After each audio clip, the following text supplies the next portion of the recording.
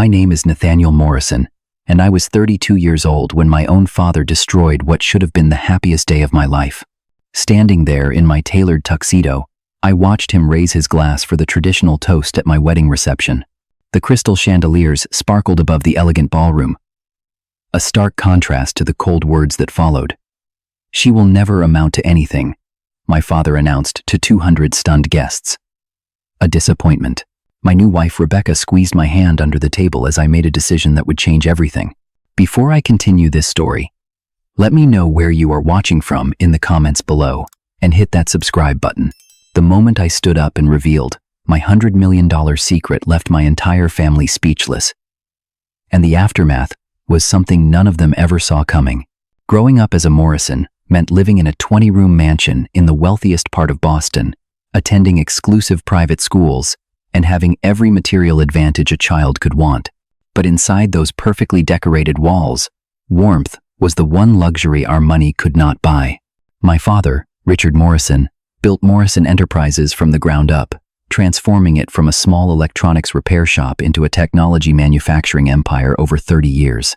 His success came with a personality hardened by ambition and an unwavering belief that nothing less than perfection was acceptable.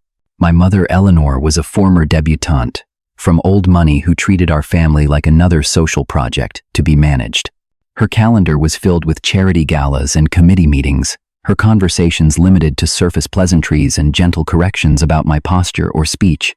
The rare times she looked at me directly, her eyes held a quiet disappointment, as if wondering how she produced a child so unlike what she had ordered. Marcus, my older brother by 3 years, was everything my father wanted in a son. Athletic, conventionally handsome, and aggressively competitive, he embraced the Morrison legacy with the entitlement of someone who knew he was born to inherit a kingdom. From his first baseball trophy at age 6, Marcus was positioned as the natural successor, the one who would eventually take over the family business. My younger sister Rachel dealt with our family dynamics by rebelling in increasingly dramatic ways. Black clothing, experimental music, and a rotating cast of questionable friends became her armor against the Morrison expectations. Yet beneath her rebellion, I could see she still desperately wanted our parents' approval, just on different terms than those offered to Marcus. And then there was me, the middle child. Too thoughtful to be aggressive like Marcus, too conventional to rebel like Rachel. I found refuge in computers at age 8 when my uncle gave me my first programming book. The logic of code made sense in a way family dynamics never did. Predictable, consistent. If you wrote the right commands, you got the right results. Human relationships offered no such guarantees. "Nathaniel, stop hunching over that computer and join the family," my mother would say during holiday gatherings, as if my physical presence was all that mattered, not my thoughts or interests. When I was 12, I spent 3 months building a computer from spare parts, staying up late every night to figure out how each component worked together. The day I finally got it running, I called my parents to my room to show them. "That is nice," my father said with a quick glance. "But you know, if you put this much effort into your baseball swing, you might actually make the team next year." That same evening, my parents threw an impromptu celebration dinner because Marcus had scored the winning goal in his soccer match. I sat at the table pushing food around my plate while everyone toasted to his natural athletic ability. One particular memory stands out from my sophomore year of high school. The annual science fair was coming up, and I had developed an inventory tracking system that could revolutionize how small businesses managed their stock. After weeks of coding late into the night, I won first place and qualified for the state competition. That same weekend, Marcus won a regional tennis tournament. When I arrived home with my blue ribbon and certificate, my parents were hosting a celebration party for him. Dozens of their friends and business associates filled our living room, congratulating Marcus and my father on continuing the Morrison winning tradition. "Oh, and Nathaniel won some computer thing too," my mother added as an afterthought when someone asked what I had been up to. The conversation immediately shifted back to tennis scores and college athletic recruiters. My high school graduation brought another defining moment. Despite graduating as valedictorian, my father managed to find fault. "MIT must have lowered their standards this year," he remarked upon seeing my acceptance letter. "In my day, they wanted well-rounded students, not just ones who could stare at screens all day." Even Christmas became an exercise in navigating family disappointment. While Marcus received expensive sports equipment and Rachel got designer clothes in an attempt to steer her back to more acceptable rebellion, my gifts were always practical and impersonal. Office supplies, dress shirts. Once, a book called Breaking Out of Your Shell, Networking for Introverts, with a note from my father that read, "You will need this if you ever hope to succeed in business." Through it all, I developed a quiet determination, not the loud, showy ambition my father respected, but something deeper and more patient. I would excel in my own way, in the field I loved, whether they noticed or not. The one person who did notice was Professor Alan Thompson, my advanced computer science teacher in high school. He recognized not just my technical abilities but my approach to problem solving. "You have a unique perspective, Nathaniel," he told me, after I debugged a program that had stumped the rest of the class. "You do not just see what is there, you see what could be there. That is the difference between a programmer and an innovator." Those words sustained me through many family dinners where my thoughts went unheard, through college applications my parents barely reviewed, through achievements that were acknowledged with perfunctory nods at best. Professor Thompson became my mentor, guiding me toward opportunities and challenging me to push beyond my comfort zone. "Your family may not understand what you are capable of," he said when I confided in him about my home situation. "But someday, they will have no choice but to see it." I did not realize then how prophetic those words would become, or the form that revelation would eventually take. All I knew was that somewhere inside me, beneath the quiet exterior my family mistook for weakness, a vision was forming. A vision of success on my own terms, in the field that made sense to me in a way nothing else did. I just needed the chance to prove it, not just to them, but to myself. MIT welcomed me like the home I never truly had. For the first time, I was surrounded by people who spoke my language, who valued the skills I had honed in solitude for years. The campus buzzed with innovation, every conversation an opportunity to exchange ideas rather than deflect criticism. My roommate Brian noticed my surprise the first time a professor publicly praised my solution to a complex algorithm problem. "Dude, you look like someone just handed you the moon," he said as we walked back to our dorm. "I am just not used to having my ideas taken seriously," I admitted. "Well, get used to it. Your code is sick." "In a good way," he added with a laugh. By sophomore year, I had found my rhythm. While other students struggled with the intense workload, I thrived on the challenges. I joined research projects, contributed to open source initiatives, and began building a reputation among faculty and peers alike. For once, being a Morrison felt irrelevant. Here, I was just Nathaniel, the guy who could solve problems others could not. Then I met Rebecca during a late-night study session in the computer science building. She was working on a particularly challenging neural network project, muttering curses at her laptop when I offered help, with short dark hair that fell across her forehead when she concentrated and bright intelligent eyes that missed nothing. She captivated me from our first conversation. "I do not need a white knight swooping in to rescue me," she said skeptically when I offered assistance. "Good, because I am more of a debug wizard than a knight," I replied. "Less shining armor, more caffeine and stubborn persistence."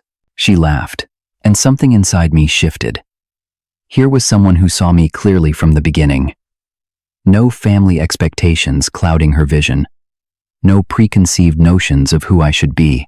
We became study partners, then friends, then something more. Rebecca came from a middle-class family in Chicago, her father a high school math teacher, her mother a librarian. When she talked about her family dinners filled with passionate debates and genuine interest in each other's days, I felt a pang of envy mixed with hope. Families could be different. I just happened to be born into one that operated like a corporation rather than a support system. 3 years into my time at MIT, I developed my first truly original idea. Working with fellow student James Wong, I created a prototype for security software that could predict and prevent intrusions rather than just responding to them. The potential applications were enormous, from corporate data protection to national security. "We should start a company," James suggested one night as we reviewed our test results. "This is better than anything currently on the market." The seed was planted. Over the next few months, we refined our prototype, developed a business plan, and prepared to seek funding. Despite my reservations, I decided to present the idea to my father first. As the CEO of a technology company, he had connections and capital that could help us launch quickly. More importantly, part of me still desperately wanted his approval.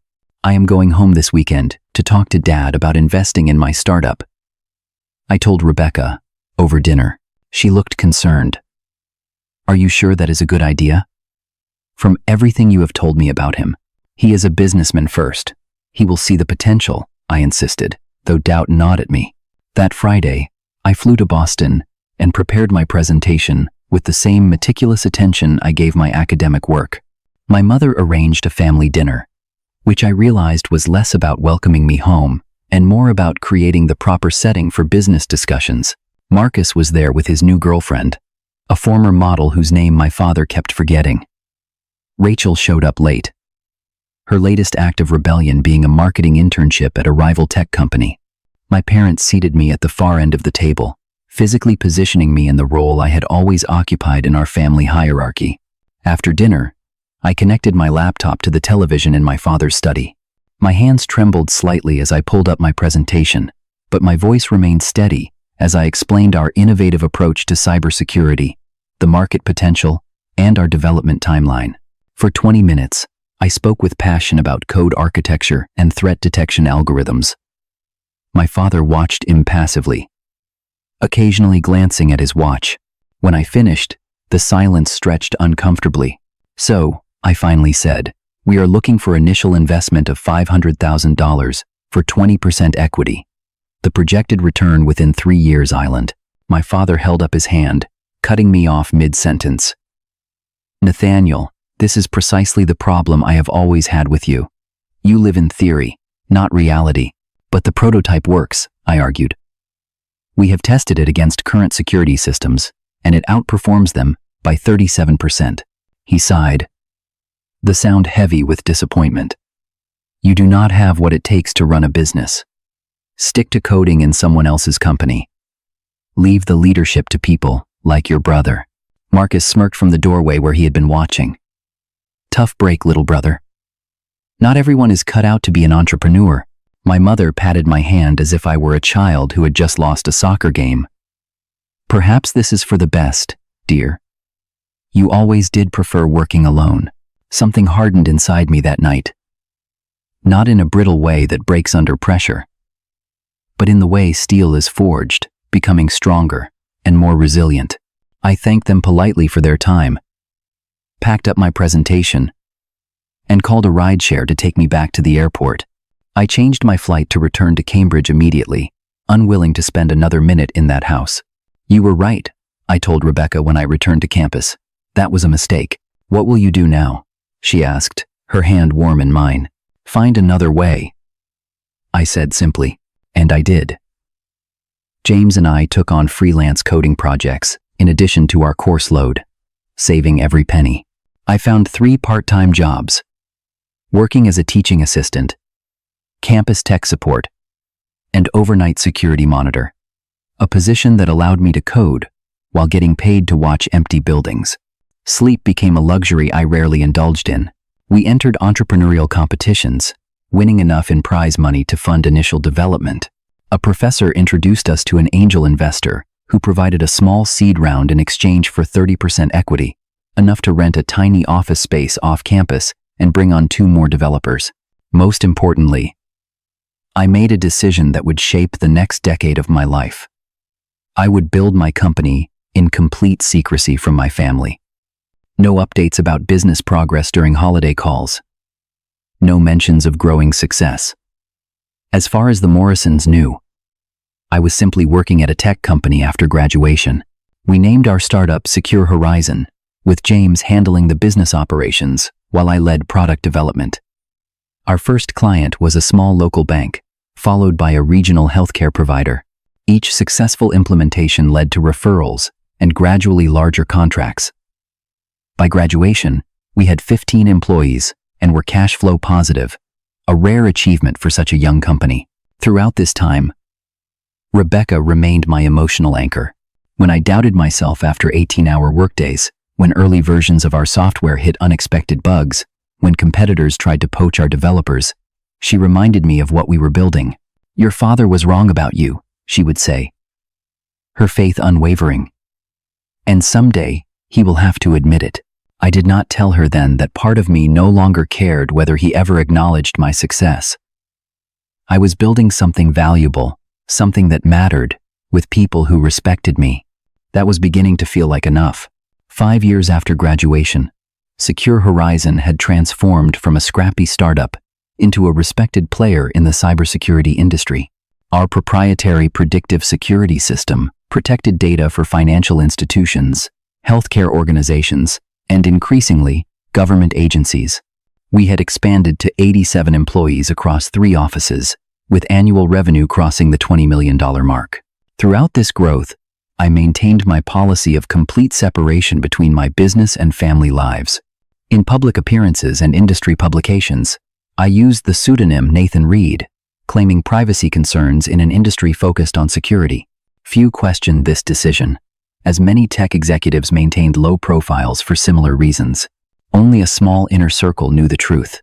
Rebecca, now my fiancée, James, who had proven himself not just a business partner but a true friend, and Professor Thompson, who beamed with pride during our occasional lunches where I updated him on our progress. "I always knew you would succeed," he told me during one such meeting. But even I did not anticipate this level of achievement so quickly. Our breakthrough came when we developed NightGuard, a security system specifically designed for critical infrastructure. After preventing a major attack on a power grid, we received attention from national security agencies. Government contracts followed, along with a feature in Tech Innovator magazine, highlighting Nathan Reed as a rising star in cybersecurity. "The mysterious Nathan Reed may avoid the spotlight," the article concluded, "but his innovations are impossible to ignore." The morning that issue hit newsstands, my phone rang with a Boston area code. My mother, calling for our monthly check-in. "Nathaniel, darling, we have not heard much about your work lately. Still, at that little tech company?" she asked, her voice carrying the same dismissive tone she had always used when discussing my career. "Yes, Mom." "Still in tech," I replied, staring at the magazine on my desk with my company featured on the cover. "Well, your brother has some exciting news. Morrison Enterprises is expanding into the European market. Your father has put Marcus in charge of the entire international division. We are so proud." I murmured appropriate congratulations while signing off on acquisition paperwork for a smaller security firm we were purchasing to expand our mobile security offerings. The deal would add $12 million in annual revenue and a team of talented developers to our company. These parallel realities became increasingly surreal during family gatherings. At Thanksgiving that year, I sat quietly at the dinner table while my father and brother discussed business strategy, neither bothering to ask about my career. My company had just been valued at $70 million in our latest funding round. Information I silently digested, along with my mother's dry turkey. "Nathaniel, are you still at that same job?" my aunt inquired during dessert. "You have been there a while now. Any chance of advancement?" Before I could answer, my father interjected. "Nathaniel has always been comfortable in supporting roles. Not everyone has leadership ambitions." I caught Rachel's eye across the table. My sister had mellowed somewhat in recent years, her rebellion taking more constructive forms through art and environmental activism. She gave me a sympathetic look. The only one at the table who seemed to sense there might be more to my story than our parents assumed. As Secure Horizon continued to grow, so did my personal wealth. I lived well, but modestly, investing most of my earnings back into the company or into carefully selected real estate and stock portfolios. My net worth crossed the $50 million mark on the same day Marcus called to ask if I could loan him $10,000 to cover some temporary cash flow issues. "Do not tell Dad," he added hurriedly. "He thinks I am managing my finances perfectly." I transferred the money immediately, knowing I would never see it again, and not particularly caring. What struck me was the glimpse behind my brother's carefully maintained facade of success. Perhaps the golden child was not quite as golden as he appeared. Industry rumors began circulating about Morrison Enterprises facing challenges. Their technology had fallen behind competitors, their manufacturing processes remained outdated, and several key executives had departed for more innovative companies. I gathered this information, not out of malice, but professional interest, monitoring through industry publications and our own market research. During Christmas that year, I noticed strain in my father's face as he discussed business, the forced confidence in his voice when addressing questions about company performance. Morrison Enterprises had been his life's work, his definition of success, his legacy. The thought of it faltering clearly terrified him. Yet even in apparent vulnerability, he found opportunities to diminish me. When I mentioned a new security approach my team had been developing, he cut me off to ask Marcus about a golf tournament. When I offered perspective on technology trends based on my industry experience, he dismissed my input as theoretical. The final straw came when Rebecca and I announced our engagement during that holiday visit. After 7 years together, we had built a relationship based on mutual respect, shared values, and genuine love, everything my parents' marriage lacked. "Well," my mother said with a tight smile, "at least you found someone willing to settle for you." My father raised his glass in a half-hearted toast. "Let us hope this marriage lasts." The Morrison track record has been rather hit or miss, outside of your mother and me. Later that night, as Rebecca and I lay in the guest bedroom of my childhood home, she asked the question that had been building for years. "Why do you keep coming back? Why subject yourself to this treatment when you have built such an amazing life elsewhere?" I stared at the ceiling, considering her question carefully. "Because they are still my family. And because part of me keeps hoping that someday, something will change." She propped herself up on one elbow, looking at me intently. "And what if it never does? What if they never see you for who you really are?" I had no answer then. But the question lingered, demanding resolution as our wedding date approached, and decisions about family involvement became unavoidable. Meanwhile, Secure Horizon continued its meteoric rise. Our annual revenue crossed $50 million. Our staff grew to over 200 talented professionals across 5 offices. Business publications speculated about when Nathan Reed's company might go public, with valuation estimates exceeding $100 million.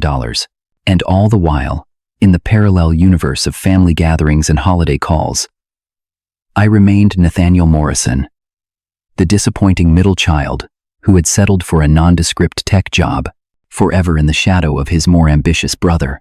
The cognitive dissonance was becoming increasingly difficult to maintain. Our engagement coincided with Secure Horizon's most explosive growth period. While Rebecca and I debated wedding venues and guest lists, I was negotiating our largest acquisition to date, a $40 million purchase of a competing security firm with complementary technology. The stress of maintaining my dual identities intensified with each passing week. "I think we should invite your family," Rebecca said one evening as we reviewed potential guest lists in our San Francisco apartment. The view of the Bay Bridge through our windows reflected the success I had achieved, a visual reminder of how far I had come from that rejected young man in my father's study. "Are you sure?" I asked, remembering every dismissive comment, every holiday ruined by casual cruelty. "They are still your family," she said, echoing my own words back to me. And maybe a happy occasion like this could be different. I wanted to believe her. Despite everything, some childish part of me still craved parental approval, still hoped for the warm family dynamics I had never experienced. We sent formal invitations to my parents, Marcus and Rachel, along with a few extended family members who had shown me kindness over the years. The responses were predictably underwhelming. My mother called with concerns about the location, suggesting Boston would have been more appropriate than Northern California.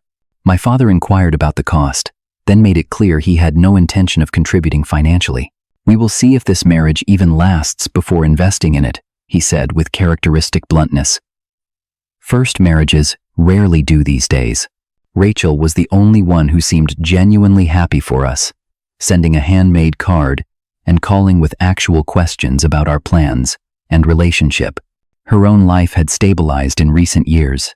She had found purpose in environmental activism and seemed to have made peace with her place in the family structure in ways I still struggled with. Wedding planning continued amid increasingly concerning news about Morrison Enterprises.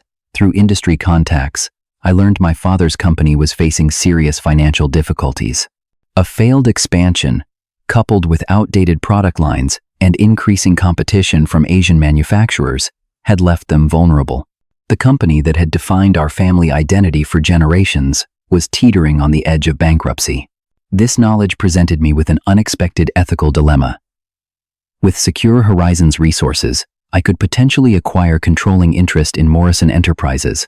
The business case was questionable, as their technology was outdated, but from a personal perspective, the symmetry was undeniable. The son deemed unworthy of investment could become the owner of his father's legacy.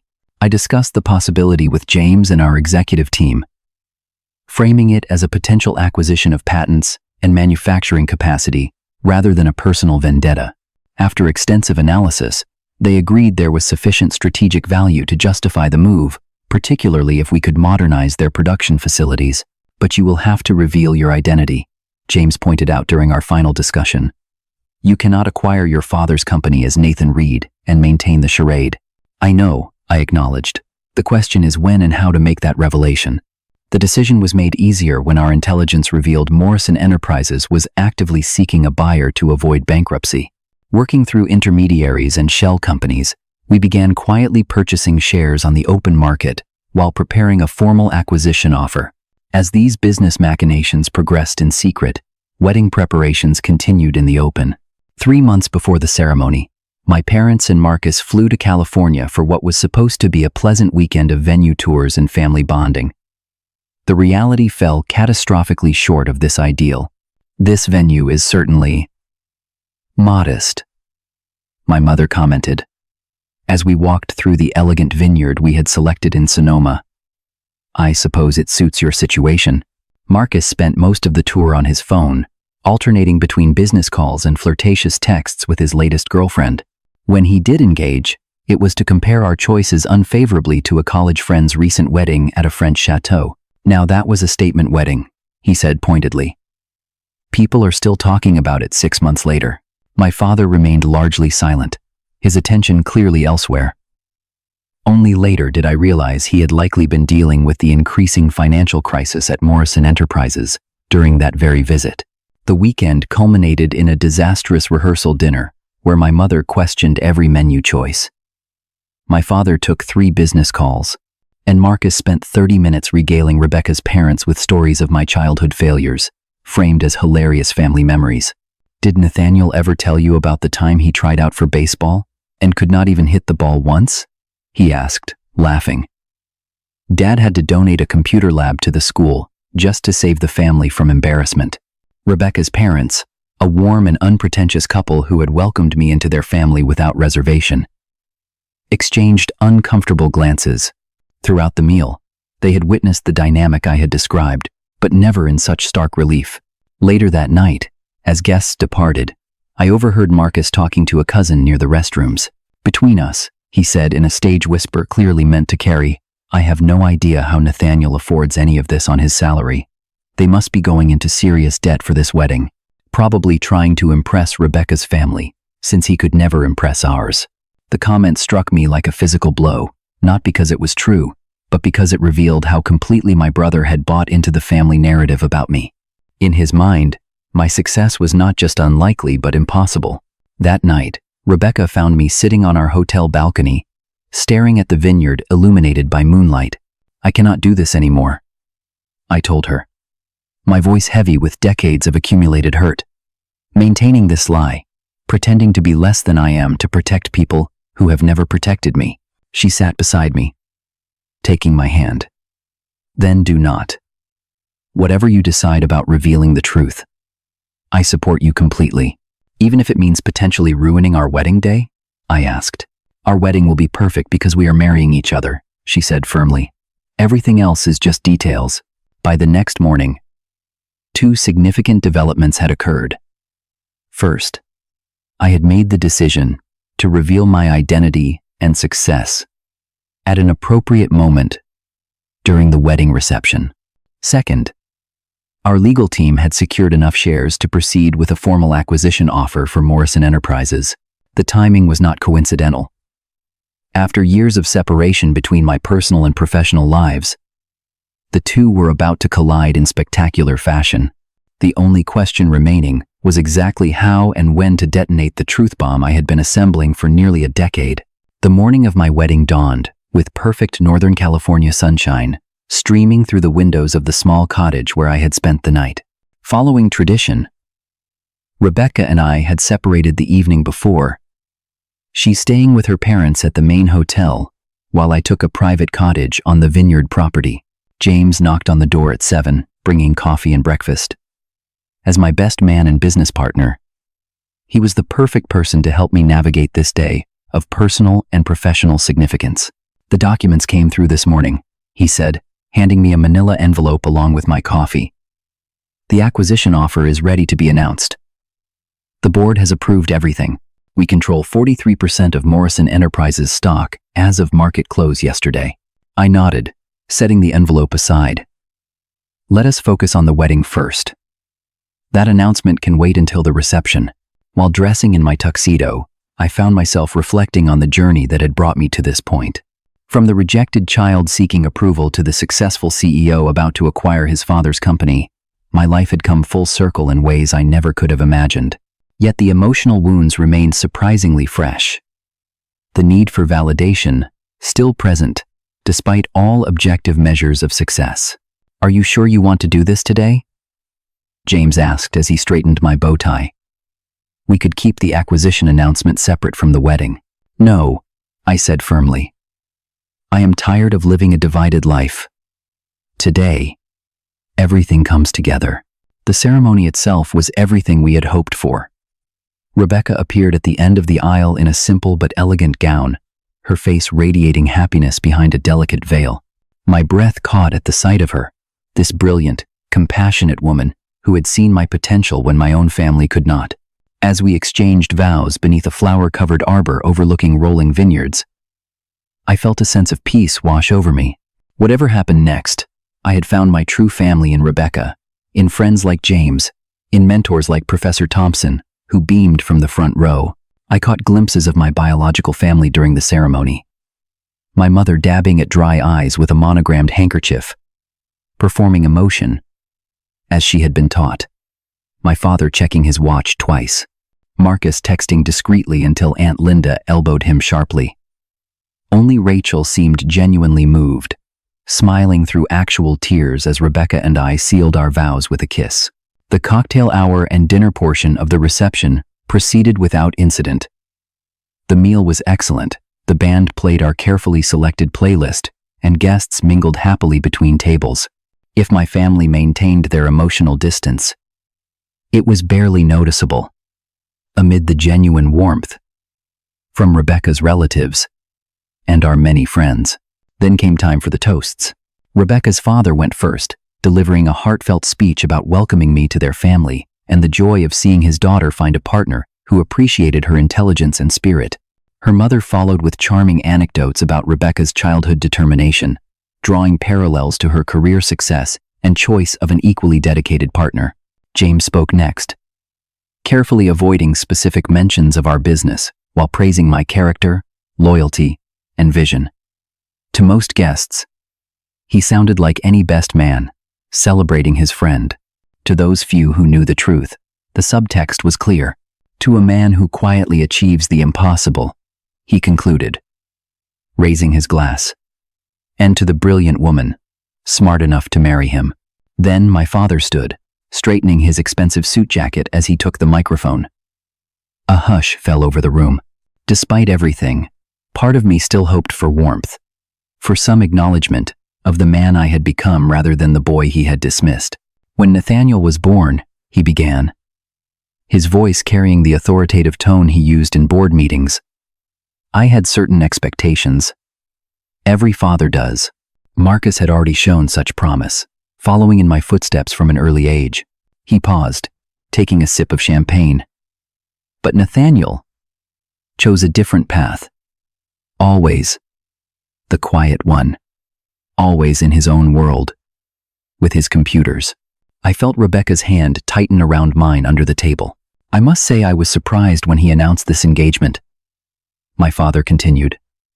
Surprised that someone of Rebecca's caliber would choose my second son, given his modest achievements and prospects. Uncomfortable murmurs rippled through the guests. Rebecca's father half rose from his seat before his wife placed a restraining hand on his arm. I suppose we must all accept that Nathaniel has reached his level. Some climb mountains, others are content with hills. He raised his glass in a perfunctory toast. To the bride, who clearly sees something in my son that the rest of us have missed all these years. She will never amount to anything, he concluded, with a dismissive gesture toward me. A disappointment to the Morrison name. The silence that followed was absolute. 200 guests, frozen in collective shock. Wine glasses suspended mid-air. Faces reflecting disbelief that anyone would say such things at a wedding, let alone a father about his son. Rebecca squeezed my hand again, this time in support, rather than warning. Your choice, she whispered. And in that moment, the decision crystallized. I stood slowly, straightening to my full height. No longer the hunched teenager, trying to disappear at family gatherings. I gestured to James, who nodded and slipped away to the side of the room where the audiovisual equipment was set up. Thank you, Father, for those illuminating remarks, I said, my voice steady, as I took the microphone. They perfectly illustrate the dynamic that has defined our relationship for 32 years. I surveyed the room, taking in the confused expressions of guests and the growing alarm on my father's face. For those of you who know only part of my story, allow me to fill in some details. My father has spent my entire life telling me I would never succeed, that I lacked what it takes to build something meaningful. When I sought investment for my first business idea, he rejected it without serious consideration, telling me to stick to coding in someone else's company. James returned with a laptop, connecting it to the projector normally used for wedding photo slideshows. The screen behind the head table, illuminated with the Secure Horizon Company logo. So I built my own company without his help or knowledge. For those of you in the technology sector, you might know it as Secure Horizon, one of the fastest growing cybersecurity firms in the country. Murmurs of recognition spread through the room. My father's face paled as he began to understand the direction this revelation was taking. You might also know its founder and CEO, who goes by Nathan Reed in industry publications. I paused, letting the connection sink in. That would be me. James advanced to the next slide, showing recent financial statements with key figures highlighted. As of last quarter, Secure Horizon is valued at $112 million. We employ over 250 people across 6 offices nationwide. Our security systems protect critical infrastructure, financial institutions, and government agencies. My mother gasped audibly. Marcus stared open-mouthed at the screen, his carefully constructed superiority crumbling visibly. But perhaps most relevant to tonight's discussion, I continued, as James advanced to the final slide, is our most recent business decision. The screen displayed the acquisition documents for Morrison Enterprises, my signature clearly visible at the bottom. As of market close yesterday, I am the majority shareholder of Morrison Enterprises, the company that bears our family name, that my father built and expected Marcus to inherit. Now belongs primarily to the son he deemed unworthy of investment. The room erupted in astonished conversations. Some guests looked bewildered, others delighted by the dramatic turn of events. Rebecca's family exchanged glances that mixed surprise with vindication. I turned directly to my father, who had sunk back into his chair, face ashen. You did not want a son, I said quietly, though the microphone carried my words clearly. You wanted a clone, someone who would reflect your image back to you without question or variation. When I failed to be that person, you decided I had failed entirely. Looking back to the wider audience, I softened my tone. I did not build my company to spite my family. I built it because I loved the work, believed in our mission, and was fortunate enough to find colleagues and a partner who valued my contributions. I reached for Rebecca's hand, drawing her to stand beside me. I kept my success secret all these years, hoping to be accepted for who I was rather than what I had achieved. Today makes it clear that was never going to happen. With a nod to James, the projection disappeared. Now, I believe we were in the middle of a wedding reception. The bar is open, The band is excellent, and I would like to dance with my wife." As music began playing, security personnel Rebecca and I had privately arranged earlier discreetly approached my parents and Marcus. Without causing a scene, they escorted the stunned Morrison contingent from the reception. Rachel was offered the choice to stay, which she accepted with a tearful hug and whispered apology for not standing up for me sooner. The reception resumed with renewed energy, the dramatic revelation adding an unexpected element of celebration. Friends who had known about my double life expressed relief that the secret was finally out. Rebecca's family embraced me with even greater warmth, her father clapping me on the shoulder with a whispered, "That took courage, son." Later that night, as Rebecca and I swayed to the final slow song, she asked, "Any regrets?" I considered the question seriously, looking around at the joyful gathering that had weathered unexpected drama to become something more authentic. "Just one," I finally answered, "that I waited so long to live truthfully." She rested her head against my chest. Better late than never, and tomorrow is a new beginning. She was right, in more ways than either of us fully understood at that moment.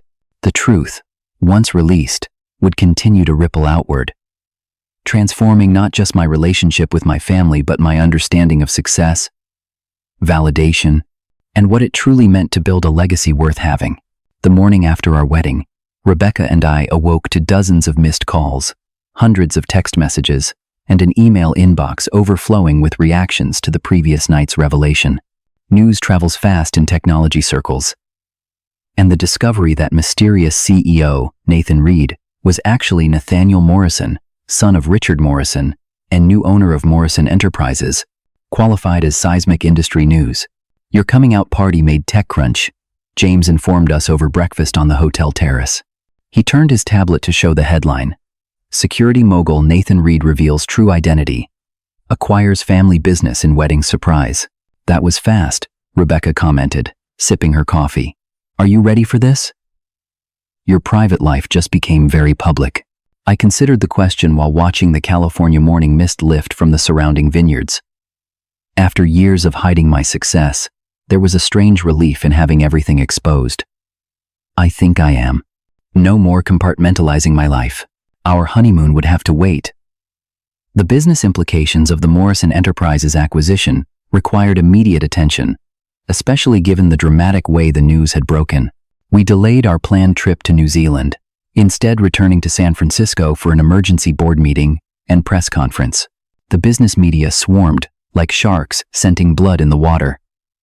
The narrative was too perfect to resist.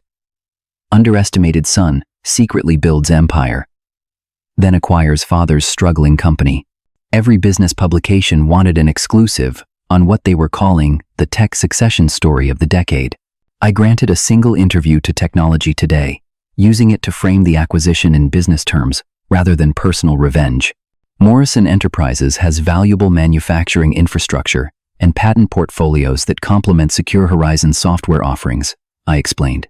This vertical integration will allow us to develop integrated hardware security solutions that were previously impossible. Meanwhile, my family's reactions unfolded in predictable patterns.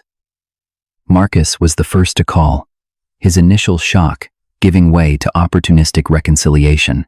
"Brother, what an amazing surprise," he gushed, as if the previous decades of condescension had never happened. "I always knew you were smart, but this is next level. Listen, I have been thinking about career changes lately, and with your new combined company, I bet there are some executive positions that could use my expertise. Submit your resume through the HR portal like any other candidate," I replied, unable to completely suppress the satisfaction of finally having the upper hand. "But I should warn you, we have a strict policy against nepotism." My mother took a different approach, calling Rebecca rather than me directly. "I always saw Nathaniel's potential," she claimed, rewriting history in real time. "A mother knows these things. Richard was too hard on him. But I always believed he would find his way."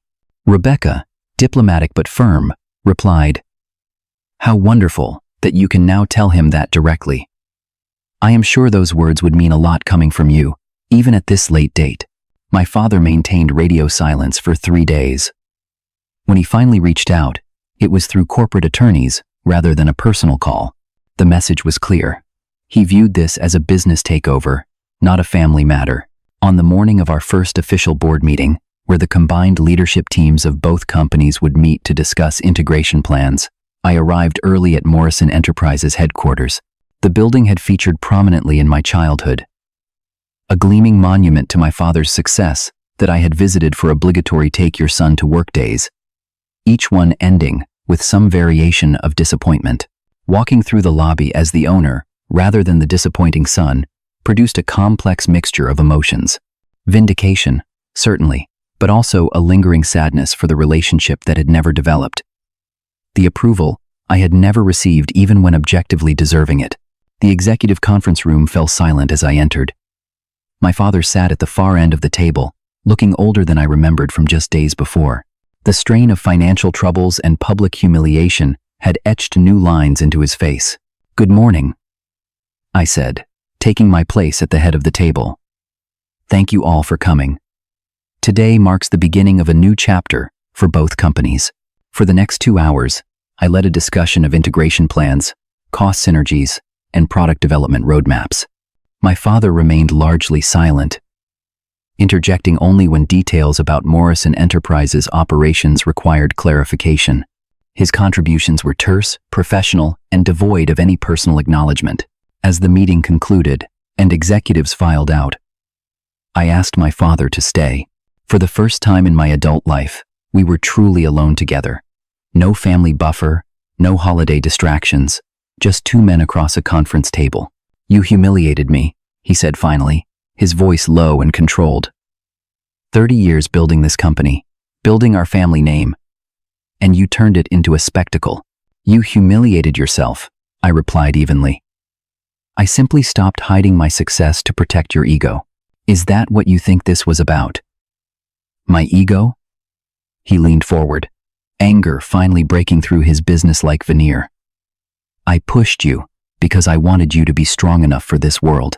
It is not kind to dreamers and thinkers. No, you pushed me because I was not you," I countered. "And look where we both ended up. The approach you dismissed built a company worth more than the one you dedicated your life to." He fell silent. The truth of this statement impossible to refute, given our respective balance sheets. "So what happens now?" he finally asked. "You fire me? Complete your revenge?" I studied the man who had loomed so large in my childhood, whose approval I had sought for decades. In his diminished state, I found no satisfaction.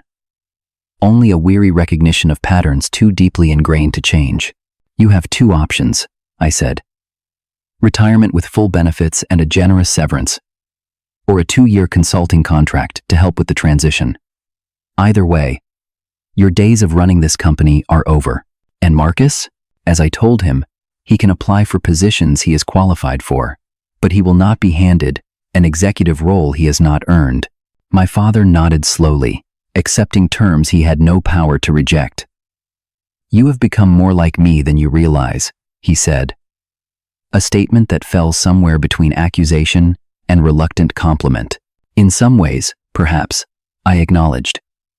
"But I plan to build something different going forward. A company culture based on recognizing potential in all its forms, not just the ones that mirror leadership's preferences." As he gathered his papers to leave, he paused at the door. "For what it is worth, I never thought you would fail completely. I just never imagined you would succeed like this." It was the closest thing to a compliment he had ever offered me. Delivered too late to heal the wounds of childhood, but perhaps just in time to begin a different kind of adult relationship. The following weeks brought intense work integrating the two companies, rebranding efforts, and the inevitable personnel changes that come with any acquisition. I made a point of personally reviewing the contributions of every Morrison Enterprises employee, ensuring talent was recognized regardless of department or background. Throughout this professional whirlwind, Rebecca remained my anchor, reminding me to consider the human impact of business decisions, challenging me when I veered too close to the cutthroat practices I had criticized in my father.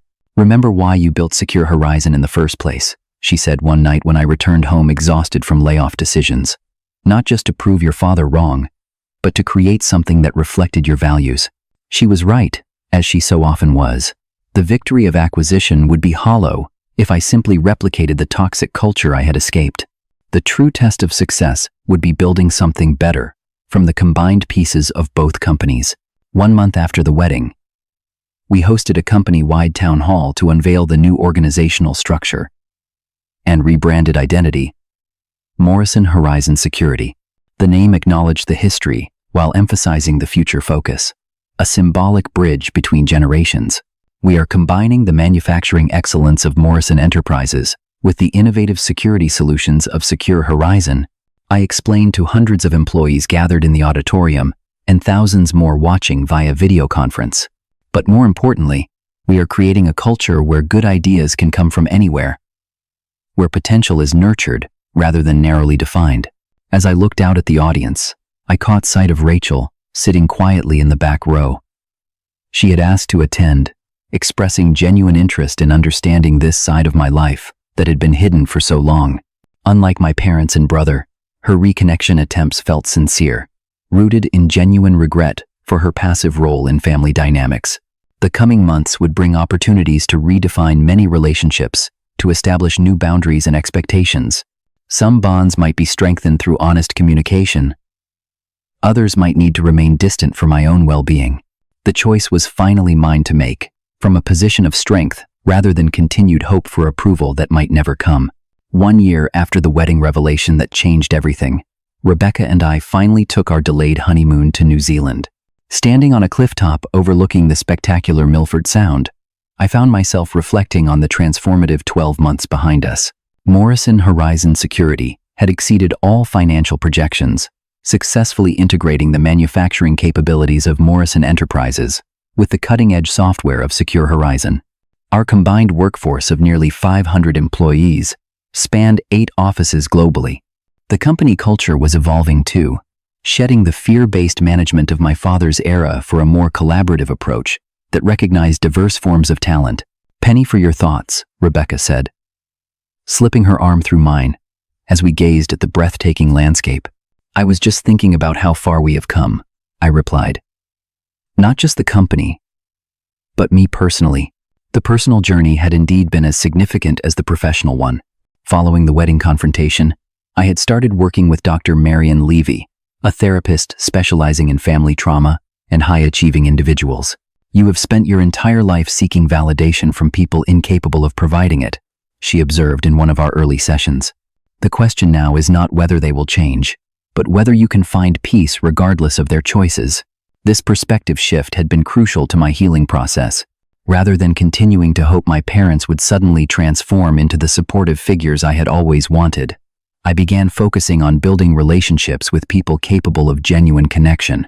Rebecca's family had welcomed me with increasing warmth, her father Thomas becoming the paternal figure I had never had. A retired math teacher with boundless curiosity, he asked thoughtful questions about my work without judgment, offered advice without conditions, and showed pride in my accomplishments without keeping score. "You know what I like about you, Nathaniel?" he said during a fishing trip we took together. "You listen. Really listen. That is rarer than people think, especially in successful people." Coming from him, the compliment meant more than any business award or financial milestone. It spoke to character rather than achievement, to who I was rather than what I had built. My relationship with my own family remained complicated, but was evolving in unexpected ways. Rachel had made the most sincere efforts at reconciliation, acknowledging her role in family dynamics with genuine remorse. "I saw how they treated you, and I did nothing," she admitted during a lunch near her art studio in Boston. "I was so focused on my own rebellion that I never stood up for you when it mattered. We were all just trying to survive in our own ways," I told her, finding forgiveness easier than I had anticipated. "You were younger, fighting your own battles." Our relationship had strengthened gradually through regular calls and visits. She had even taken a part-time role consulting on design elements for our company's new headquarters, her artistic talents finally receiving professional recognition. My mother had made tentative overtures toward reconciliation, each attempt a strange mixture of genuine effort and ingrained habits. She still struggled to relate to me directly, often using Rebecca as an intermediary or focusing on superficial topics rather than meaningful connection. Your father was always the disciplinarian, she explained during a carefully orchestrated lunch, rewriting history in ways that positioned her as a passive bystander rather than active participant in my childhood experiences. I should have intervened more, but that was not how marriages worked in our generation. I accepted these partial acknowledgments without expecting complete accountability. At 68, my mother was unlikely to fundamentally change her perspective or interpersonal skills. Setting appropriate boundaries while allowing for limited contact seemed the healthiest approach for both of us.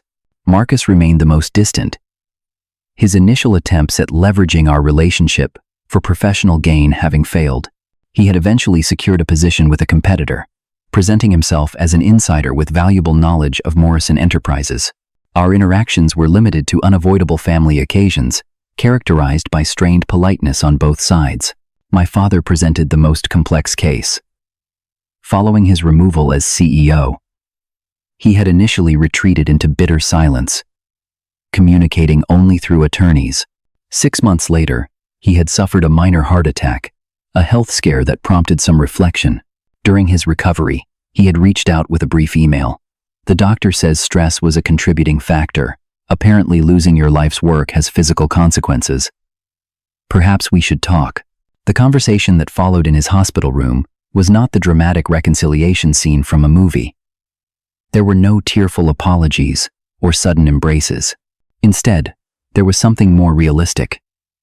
Two men acknowledging the damage done while recognizing the shared blood that still connected us. I built my company the only way I knew how, he said, looking older and more vulnerable in his hospital gown. Hard driving, uncompromising, demanding excellence. I know, I replied. And I built mine differently. Both approaches created successful companies. Yours more so, as it turns out. He acknowledged with reluctance that must have cost him considerably. That conversation marked the beginning of a new phase in our relationship. Not close. Not traditionally warm, but characterized by a grudging mutual respect that had never existed before. He occasionally sent articles or observations about the industry, professional insights rather than personal connections, but it was communication nonetheless. My father-in-law Thomas had offered perhaps the most insightful perspective on this evolved relationship. Some fathers can only connect through work, he observed. It is not ideal. But if technology is the bridge between you, that might be better than no bridge at all. Beyond family dynamics, the past year had brought important personal growth. The public revelation of my identity had freed me from the exhausting compartmentalization of my life. Being recognized as both Nathaniel Morrison and Nathan Reed, accepting accolades under my real name, had been surprisingly liberating. More importantly, I had begun to internalize the lesson that external validation, whether from family or industry recognition, was ultimately less important than self-knowledge and authentic relationships. The wealth and success that had once seemed like necessary proof of my worth now felt more like tools for creating the life and impact I wanted. Rebecca and I had recently discovered she was pregnant. News that prompted deep reflection on family patterns and how to break them. I want our child to know they are valued for exactly who they are, I told her, as we watched the sunset over the New Zealand mountains. Not for achievements or meeting expectations, but simply for being themselves. They will, she assured me, her hand resting on her still flat stomach. Because you understand the cost of conditional love better than most. As our honeymoon drew to a close, we made plans for the future both professionally and personally. The company would continue to grow, but with careful attention to maintaining the values-driven culture we had worked to establish. Our family would expand, creating opportunities to build the supportive environment I had lacked growing up. Most significantly, I had reached a place of genuine peace regarding my family of origin. I no longer needed them to change to validate my choices or success. I could acknowledge the pain of the past without letting it determine my future. I could offer forgiveness without requiring a perfect reconciliation. The ultimate lesson of my journey was that true success had little to do with bank accounts or corporate acquisitions. Those achievements, while satisfying, paled in comparison to the freedom that came from breaking generational patterns of conditional worth, from building relationships based on authentic connection rather than performance. My $100 million secret had been revealed in a moment of dramatic confrontation, but the most valuable revelation had been internal. Recognizing that I had always been worthy of respect and love, regardless of external validation or financial metrics. As Rebecca and I boarded our flight home, I found myself looking forward rather than backward, focused on building a legacy defined by values rather than valuations, by emotional wealth rather than financial statements. Have you ever had to prove your worth to people who should have believed in you from the start? How did you handle it? I would love to hear your stories in the comments below. If this journey resonated with you, please hit the like button and subscribe for more real-life experiences. And consider sharing this with someone who might need to hear that their value is not determined by others' opinions. Thank you for listening to my story. And remember that sometimes the greatest success is simply becoming the person you needed when you were younger.